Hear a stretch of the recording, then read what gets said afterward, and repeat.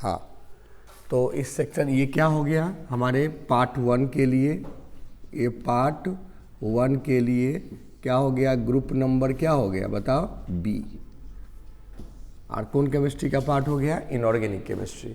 इसमें जो चैप्टर्स हैं वो चैप्टर को जो डिस्कस करने जा रहे हैं हम लोग, उसके क्वेश्चंस को, वो चैप्टर नंबर क्या हो गया बता, चैप्टर का नाम हो गया एटॉमिक स्ट्रक्चर। एटॉमिक स्ट्रक्चर के बारे में ये चैप्टर है। इसमें जो क्वेश्चंस हैं वो क्वेश्चंस के बारे में डिस्कस करते हैं। तो सबसे पहले हम लोग अपने टॉपिक्स पे, ये तुम लोग को डिस्कस, चैप्टर नाम हो गया, टॉपिक का नाम हो गया आज का जो हम लोग टॉपिक पढ़ने जा रहे हैं, इस चैप्टर का टॉपिक नंबर 1, ठीक है। उस टॉपिक का नाम लिख लो हाइजन, पूरा नाम लिख लो हाइजनबर्ग अनसर्टेनिटी प्रिंसिपल। ये आता ही क्वेश्चन में है, शॉर्ट में इसको हम लोग वही HUP कहते हैं, नोट करो। समझना है इसको, मेन समझने रहोगे ना तो कभी भी एग्ज़ाम जब भी हो, 3 महीना के बाद, 6 महीना के बाद, जब भी एग्ज़ाम हो तुमको दिमाग में एक बार कॉपी पढ़ोगे अपने याद आ जाएगा कि क्या पढ़े। देखो हाइजनबर्ग ये साइंटिस्ट है, इनका जो मेन कॉन्सेप्ट है ये क्या कहना चाहते हैं, ये कहना चाहते हैं कि अगर कोई एटम है, एटम में सेंट्रल पार्ट क्या होगा बताओ, न्यूक्लियस होगा। तो न्यूक्लियस में तो प्रोटॉन और किसका बताओ ना, न्यूट्रॉन का बात है। ऑर्बिट में क्या है बताओ, इलेक्ट्रॉन। तो ऑर्बिट में इलेक्ट्रॉन जो है वो एक जगह तो बैठा नहीं रहेगा, वो तो हमेशा मूव करेगा। लेकिन इलेक्ट्रॉन का इस जगह में जो स्थिति है, इलेक्ट्रॉन का इस जगह में जो स्थिति है, दोनों का रेडियस तो सेम होगा। देखो दोनों का रेडियस सेम होगा, लेकिन दोनों के प्रॉपर्टी में अंतर आ जाता। जब इलेक्ट्रॉन यहाँ पर है, जब इलेक्ट्रॉन यहाँ पर है, यहाँ पर है, कहीं पर हो, जो उसमें इलेक्ट्रॉन सेम ऑर्बिट में घूम रहा है, लेकिन उसके प्रॉपर्टी में क्या आ रहा है बताओ, डिफरेंस आ रहा है। तो प्रॉपर्टी में डिफरेंस क्यों आ रहा है कि उसका पोजीशन क्या हो रहा है बताओ, बदल रहा है। देखो ना, पोजीशन यहाँ था नहीं, अगर हम इसको नॉर्थ साउथ करके मानते हैं तो इसकी पोजीशन में क्या होगा, चेंज हो जाएगा। एक जगह अगर नॉर्थ में था तो दूसरी जगह में नॉर्थ में अब नहीं है, साउथ में, ईस्ट में, वेस्ट में कहीं आएगा, तो उसका पोजीशन क्या हो गया, चेंज हुआ। तो पोजीशन चेंज हुआ तो पोजीशन हम कह सकते हैं कि इलेक्ट्रॉन का हमेशा यहीं रहेगा, नहीं। अगर ये कहेंगे यहीं रहेगा तो अनसर्टेन है, क्योंकि हो सकता है इलेक्ट्रॉन जब तक कहें यहाँ तो यहाँ पहुँच जाएगा, जब तक कहें यहाँ है तब यहाँ पहुँच जाएगा, तो अनसर्टेन है। तो बताए कि इसका पोजीशन अनसर्टेन है, माने अनसर्टेन का सिंबल होता है क्या, डेल्टा। अब पोजीशन को क्या कहते हैं, एक्स। तो बताते कोई भी माइक्रोस्कोपिक, यहाँ तो इलेक्ट्रॉन ले रहे हैं, हम लोग पॉजिट्रॉन भी ले सकते हैं, हम लोग फोटोन भी ले सकते हैं। तो कोई भी माइक्रोस्कोपिक पार्टिकल का ये पोजीशन जब निकालेंगे तो पोजीशन में कुछ न कुछ कमी आएगा, तो इसीलिए उसका नाम डेल्टा एक्स। अब पोजीशन चेंज होगा तो यहाँ पर मास तो इसका फिक्स है, लेकिन वेलोसिटी में क्या आएगा, अंतर। तो वेलोसिटी में जब अंतर, मास गुने वेलोसिटी, तुम पढ़े होगे फिजिक्स में, इसको क्या कहते हैं, मोमेंटम। क्या कहते हैं, मोमेंटम। तो ये चेंज होगा तो इसका मोमेंटम वैल्यू भी क्या होगा बताओ, चेंज होगा। तो डेल्टा एक्स गुने क्या होगा, डेल्टा पी, वो इक्वल टू ग्रेटर देन हो जाता है किससे बताओ, h/4 पाई से। h तुम जानते हो, h का वैल्यू हो गया कौन कांस्टेंट, प्लांक्स कांस्टेंट। अब पाई तो 22/7 होता है, क्यों कि पाई किस पर डिपेंड करता है बताओ ना, सर्कल पर डिपेंड कर रहा है, मूविंग पार्टिकल पर डिपेंड कर रहा है। तो ये न्यूमेरिकली कहे कि जब आप आंसर ये डेल्टा एक्स और डेल्टा पी को जब मल्टीप्लाई करेंगे तो वो इक्वल होता है, लेकिन कभी कभी किसी किसी केस में बड़ा हो जाता है ये वैल्यू। किससे बड़ा हो जाता है, h/4 पाई से। तो यहाँ पर हेयर तुम जान चुके हो, here delta x equal to क्या, अनसर्टेनिटी, यही पढ़ रहे हैं ना, ये हो गया अनसर्टेनिटी इन किस में बोलो, पोजीशन, ठीक है। डेल्टा पी इक्वल टू क्या होगा, अनसर्टेनिटी इन किस में बोलो, मोमेंटम।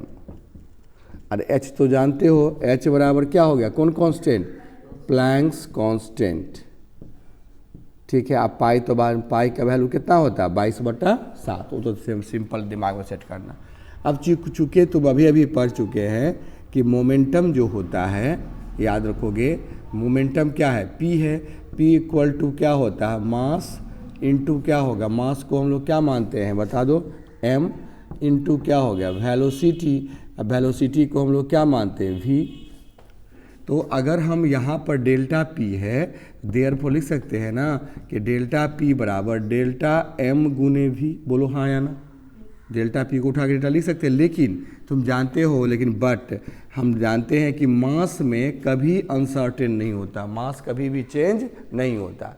कोई चीज़ का मास जितना है उतना ही रहेगा, मास में कभी कोई वेरिएशन नहीं, वेट में वेरिएशन होता नहीं। हम लोग पढ़े थे, हम लोग का वज़न अगर यहाँ 60 kg है तो मून पर कितना kg हो जाएगा, 10 kg हो जाएगा, क्योंकि मून पर ग्रेविटी यहाँ के ग्रेविटी का 1/6 है।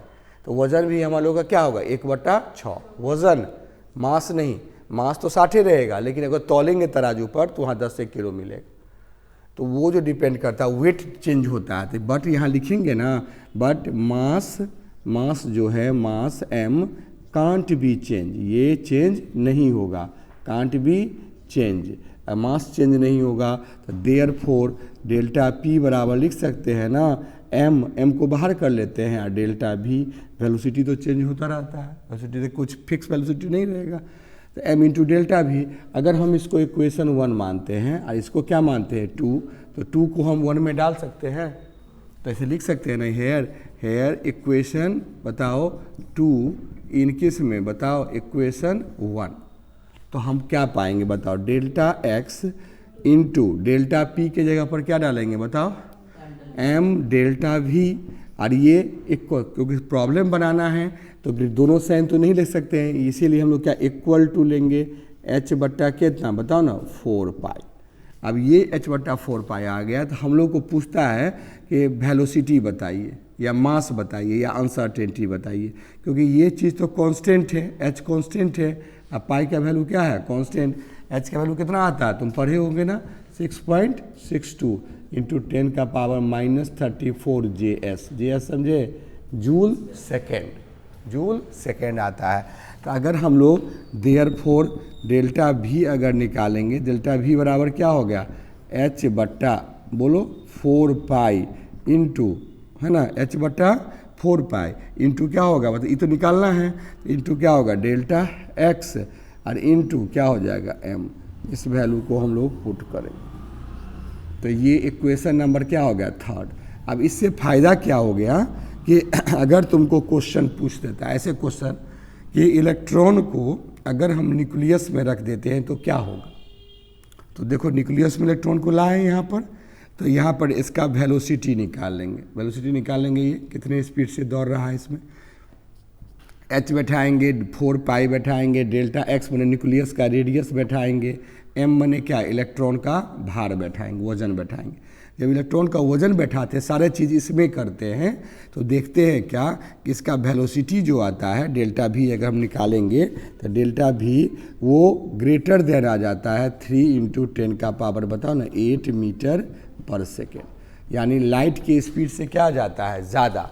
तुम लोग पढ़ चुके हो कोई भी पार्टिकल का जो यूनिवर्स में इस ब्रह्मांड में उसका स्पीड लाइट की स्पीड से कभी ज़्यादा हो ही नहीं सकता। अगर वो हो गया तो वो पार्टिकल वहाँ पर स्किप कर जाएगा, भाग जाएगा, वहाँ रह बेर गए। देखो ना कोई कंट्रोल रोड पर हम कब गाड़ी चलाएंगे, जब मेरा स्पीड और रोड का जो फ्रिक्शन का जो स्पीड है दोनों क्या कोलाइड एक जैसा रहे। अगर बहुत स्पीड बढ़ा देंगे तो क्या होगा, गाड़ी क्या होगा ऊपर भागेगा, नहीं आता ऊपर भाग रहा है, इसका मतलब कि कंट्रोल में नहीं है। इसका मतलब ये हुआ कि लाइट की स्पीड से ज़्यादा हो गया। अगर कब ज़्यादा होगा, जब इलेक्ट्रॉन को कहाँ रखे न्यूक्लियस में, तो अब उसका स्पीड ज़्यादा होगा। इसीलिए इसका मतलब प्रूव हो गया कि हम जानते हैं भी किसी भी पार्टिकल का स्पीड लाइट की स्पीड से ज़्यादा हो ही नहीं सकता है, इसलिए इलेक्ट्रॉन न्यूक्लियस में नहीं रह सकता है। क्वेश्चन पूछेगा सजेस्ट द बताओ concept how electron can't placed in किस में बताओ न्यूक्लियस, इलेक्ट्रॉन को न्यूक्लियस में क्यों नहीं रख सकते हैं। तो बात सिंपल बताओगे कि जब हम न्यूक्लियस को रखते हैं तो हाइजेनबर्ग अनसर्टेनिटी प्रिंसिपल के अनुसार अगर उसका वेलोसिटी निकालते हैं तो वेलोसिटी लाइट के वेलोसिटी से क्या हो जाता है, ज़्यादा हो जाता है। और हम जानते हैं कोई भी पार्टिकल का वेलोसिटी लाइट के वेलोसिटी से ज़्यादा कभी हो ही नहीं सकता है, इसीलिए इस पार्टिकल को हम यहाँ पर नहीं रखेंगे। ओके, तो इस पर लिखना पड़ेगा। इसकी ये क्या हो गया, ये तो यहाँ प्रूव हो गया किसका HUP का, और अभी जो बताए हैं वो क्या हो गया एप्लीकेशन। एप्लीकेशन मैंने क्या, कोई भी पार्टिकल का मास निकालना रहेगा तो मास को इधर ले आओ, तो डेल्टा भी को यहाँ बता, मास नहीं निकाल लेंगे। कोई पार्टिकल का क्या बताओ ना, ये निकालना है डेल्टा भी, ये चेंज इन पोजीशन माने न्यूक्लियस से कितना दूरी पर है, तो डेल्टा अगर एक्स निकालना है तो डेल्टा एक्स को यहाँ ले लो, डेल्टा भी को यहाँ कर दो, उसको पोजीशन को भी निकाल सकते हैं। मैं तीन चीज़ निकाल, एप्लीकेशन नंबर 1 क्या हो गया, पार्टिकल का पोजीशन, दूसरा पार्टिकल का वेलोसिटी, पार्टिकल का मास, और पार्टिकल का क्या हो बताओ ना, अनसर्टेनिटी इन क्या पोजीशन फाइंड कर सकते। तो फटाफट लिखो, इसमें लिखो कि this electronic principle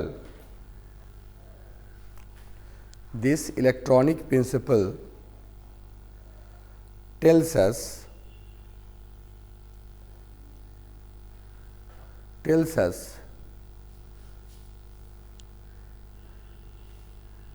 it is impossible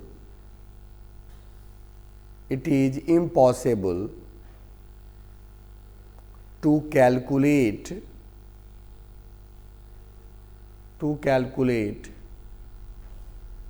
exact position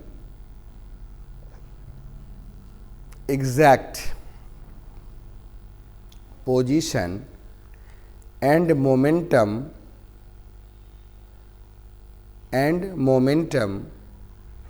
of किसका, microscopic, MICRO microscopic particle in atom simultaneously,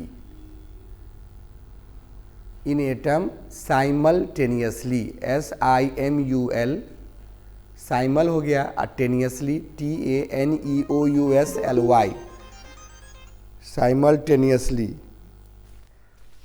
simultaneously, ठीक है। अब इसमें क्या करना है, साइमल्टेनियसली, ओके। अब फुल स्टॉप देख के लिखो नीचे से कि दिस प्रिंसिपल न्यूमेरिकली एक्सप्रेस्ड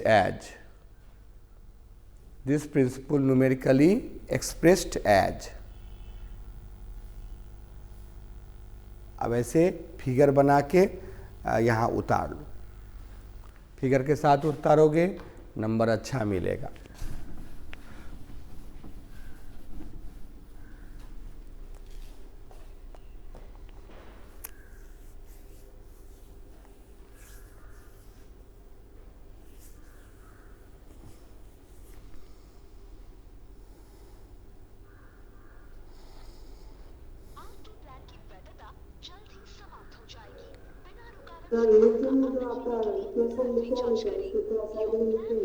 अच्छा, कट रहा है यहाँ पर मोबाइल को ठीक बड़ा कर लो ना, उसको बड़ा करके दिखाई देगा। यहाँ पर डेल्टा एक्स गुने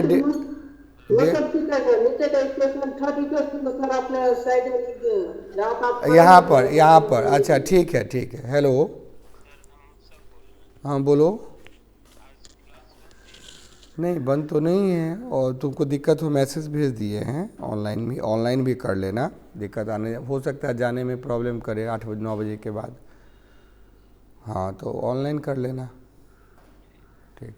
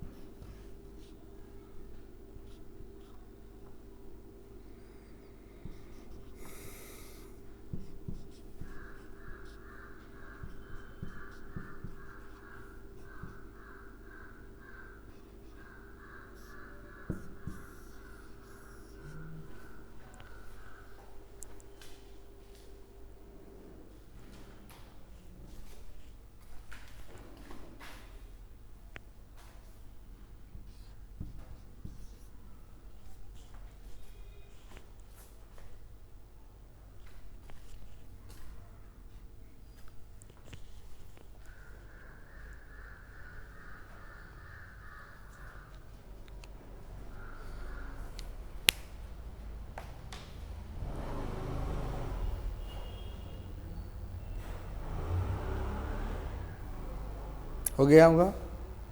फिगर बना के इक्वेशन 3 तक इसको, हाँ इक्वेशन 3 तक कर लेना है। प्रोडक्ट देखो ये क्वेश्चन आता आएगा, इस बार के लिए है 17 में 18 में, ये सब क्वेश्चन सब आया हुआ है। तो तुम लोग का 19 में तो नहीं, 20 में तुम लोग का पेपर हो रहा है, तो आने का पूरा संभावना है इसका।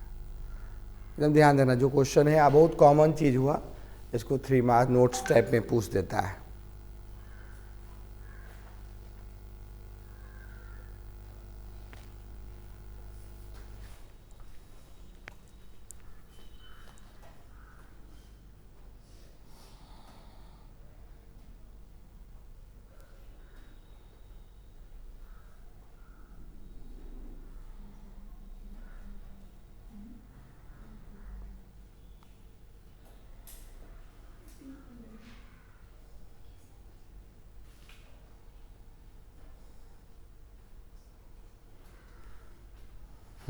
हो गया। अब इसके हिसाब से इसको क्या करना है, इसमें देखना है। उसको लोकेशन भेज दो कोई बच्चा को। चलें आगे बढ़ें। तो यहाँ पर क्या अभी इसमें एक पूरा कंप्लीट अभी नहीं हुआ। यहाँ इक्वेशन 3 तक तो हम लोग कंप्लीट कर लिए।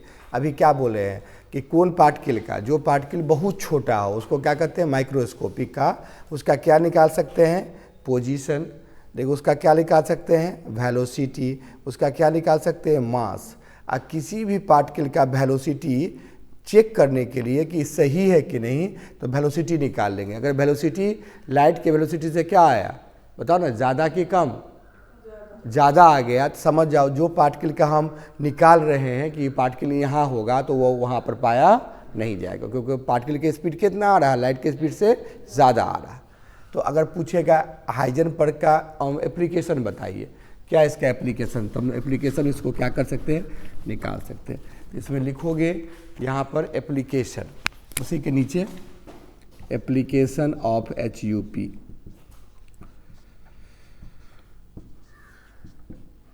HUP देखो क्या एप्लीकेशन नंबर 1,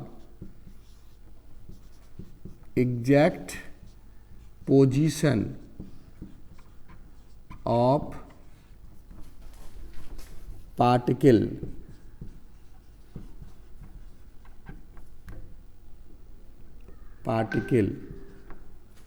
calculated by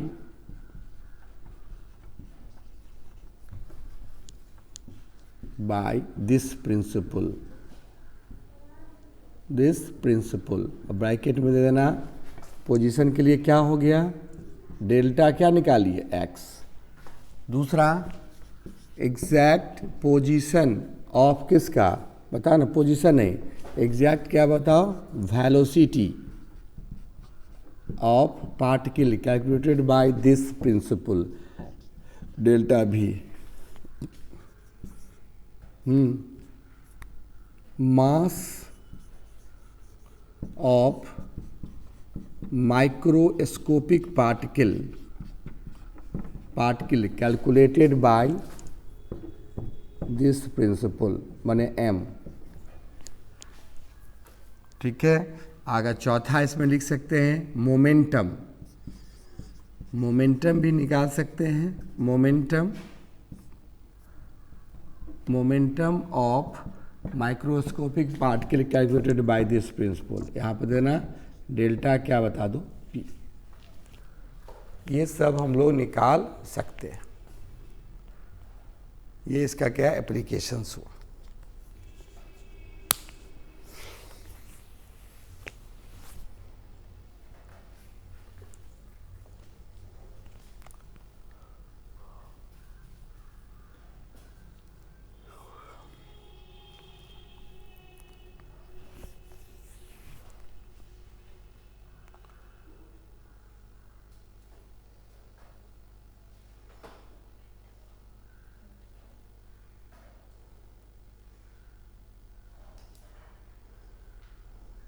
क्या हो गया, क्लियर है, बोलो हाँ या ना। तो इस पार्टिकल के को हाँ, इसके हम लोग एग्जैक्ट के लिए ये HUP का बात हो गया, एकदम कॉमन है। इसको पूछेगा क्वेश्चंस पे आराम से ऐसे लिख दोगे, पूरा स्पष्ट रहेगा, कोई दिक्कत नहीं। नेक्स्ट है HUP के बाद है डी ब्रोगली। क्या नाम है? De Broglie. अब डी ब्रोगली से आप क्या बताए? ये भी एटम के बारे में बताए, जो सारा चैप्टर है एटॉमिक स्ट्रक्चर, तो एटम के बारे में क्या बताए। तो टॉपिक नंबर 2, टॉपिक 1 था, हम लोग टॉपिक वाइज पढ़ेंगे, इससे क्वेश्चन हमारा तैयार हो जाएगा। तो आज का भी टॉपिक नंबर क्या हो गया? 2। नाम हो गया Louis de Broglie wave equation.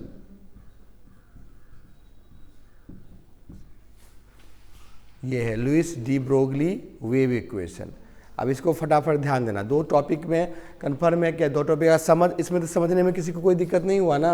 अब इसको दिमाग में है, इसको जब ही कॉपी उल्टा होगा अपने एक बार दिमाग में आ जाएगा, किसी चीज़ के निकाल सकते हैं।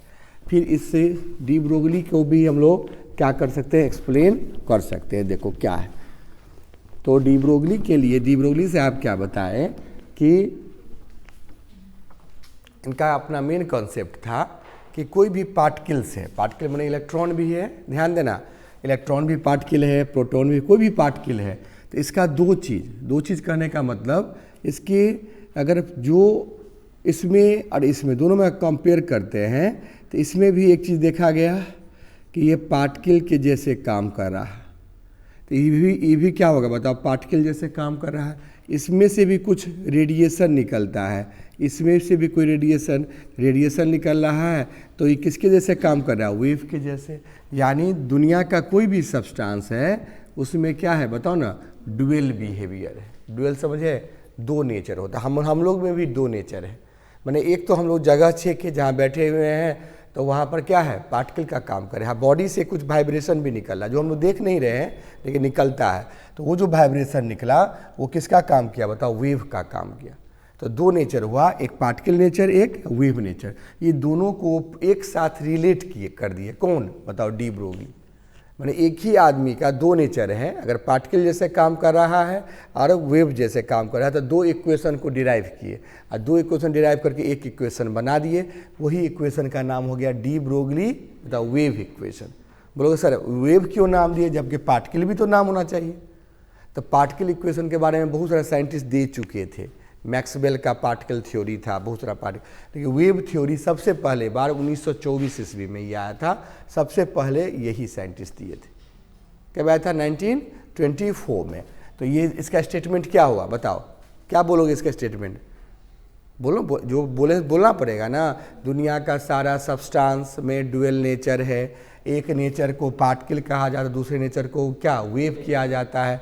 दोनों नेचर को एक साथ रिलेट करके एक नया इक्वेशन हम लोग के सामने आया, जिस इक्वेशन का नाम हो गया क्या? डी ब्रोगली का वेव इक्वेशन। अब वो 2 इक्वेशन क्या क्या था उसको हम एक साथ क्या करेंगे, कैसे रिलेट करेंगे, वो इसी का एक डेरिवेशन से 5 मार्क्स में पूछता है या 3 मार्क्स में पूछता है। समझो ऑब्जेक्टिव दिमाग में गया ना। ऑब्जेक्टिव क्या गया कि एक आदमी का पार्टिकल नेचर के बारे में इक्वेशन डिराइव कर लिए, वही आदमी का क्या वेव नेचर के बारे में डिराइव कर लिए। दोनों के दूसरे में देखिए कुछ कॉमन है, कॉमन को एक साथ रिलेट करके हटा के एक नया इक्वेशन आ गया, जिस इक्वेशन का नाम हो गया क्या? डी ब्रोगली का वेव इक्वेशन। तो लिखो इसमें कि लिखो this equation suggest us all substance in this universe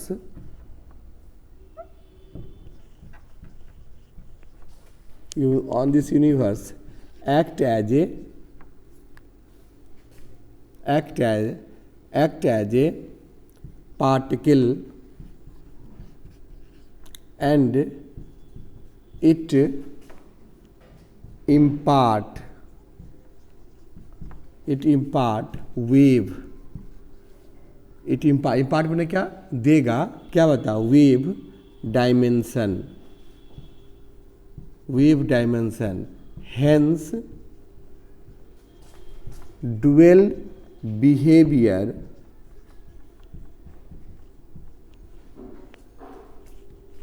present in particle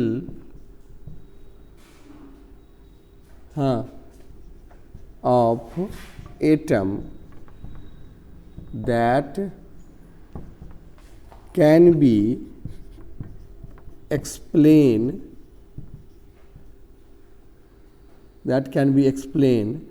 by the help of Einstein and Planck's equation. Planck's equation expressed as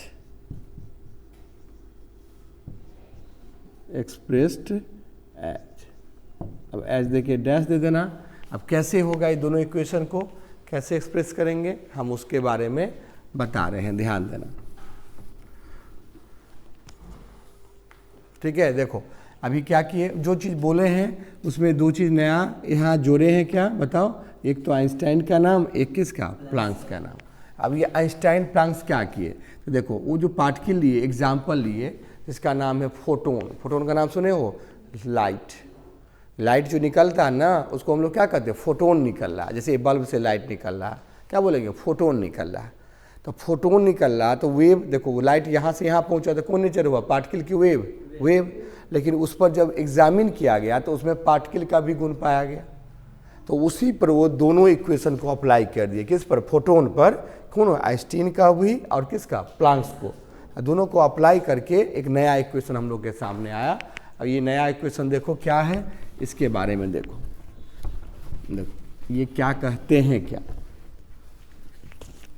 देखो, for explanation de Broglie assume, किसको माने? Assume किए, assume photon. इसको photon को घेर देना ऐसे। देखो इफ, ध्यान देना, इफ फोटोन हैविंग, ध्यान देगा, पार्टिकल नेचर, अगर उसका पार्टिकल नेचर है तो गौर करना, देन इट्स एनर्जी, पार्टिकल का जो एनर्जी होगा, एनर्जी कैलकुलेटेड बाय, बता दो तुम लोग खुद बोलो कि पार्टिकल का एनर्जी कैसे? E इक्वल टू तुम लोग पढ़े होगे mc², delta mc²।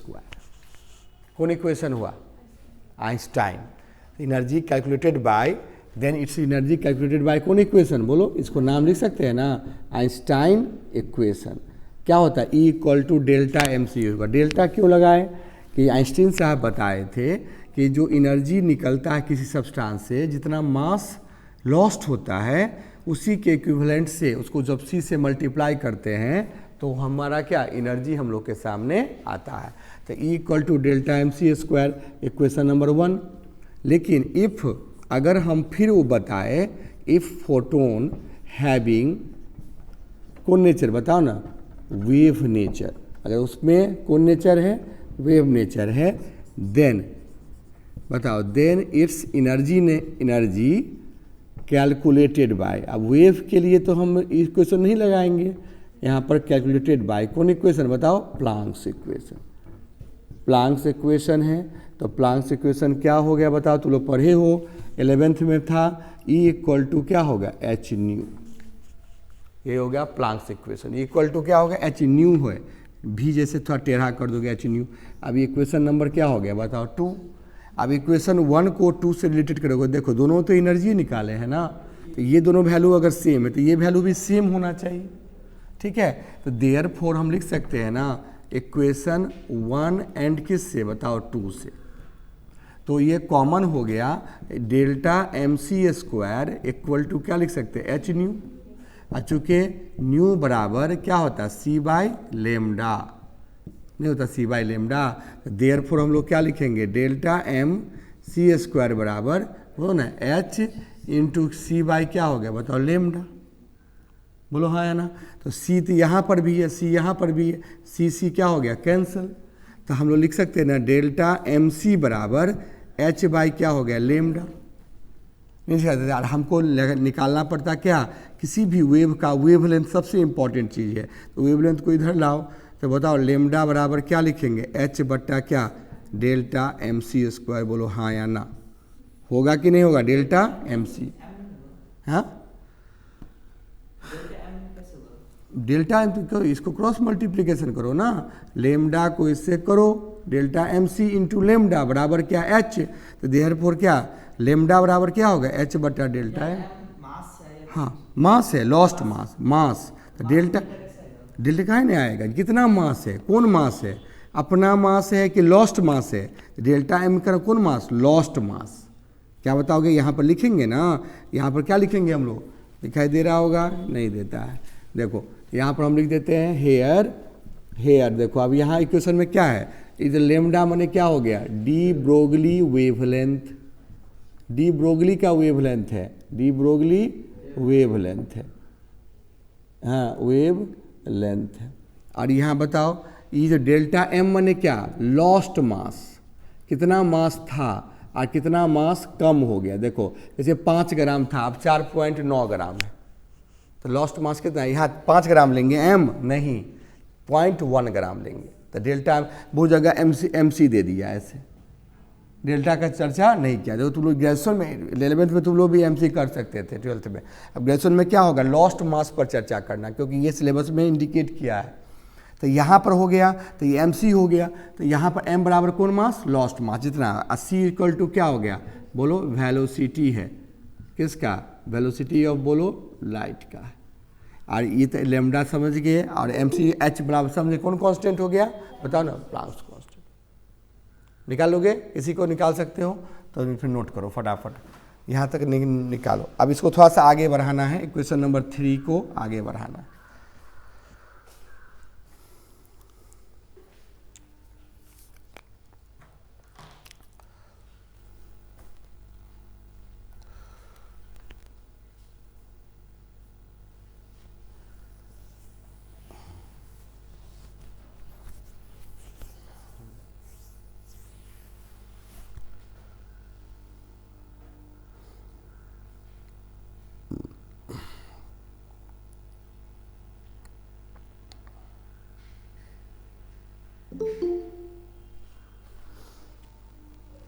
Shivendra Kumar अभी 8 बजे ज्वाइन किया, 7 से 8 था कि 8 से 9 था उसके लिए।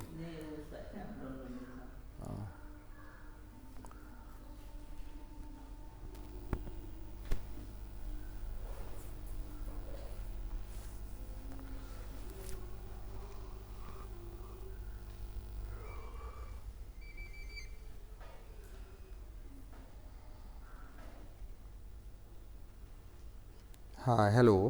हाँ सर, गुड मॉर्निंग। हाँ मॉर्निंग। सर एक्चुअली मैं आपकी स्टूडेंट गई है, बट वो ना समझ नहीं पा रही और रास्ता थोड़ा गुम हो गई है, तो मैं उसको आपका नंबर दे दी हूँ। अच्छा अच्छा थोड़ा आप ठीक, उसको हाँ डायरेक्शन करवा देंगे उसको, फ़ोन बोलिए फ़ोन करने के लिए, बता हाँ, देंगे। गुरसीप जी को थोड़ा कहिएगा, ठीक है हाँ सर। मैं उसको कहती हूँ, मैं उसका नंबर, आपका नंबर उसको सेंड कर दी हूँ, ठीक है, ठीक रुकिए। ठीक ठीक।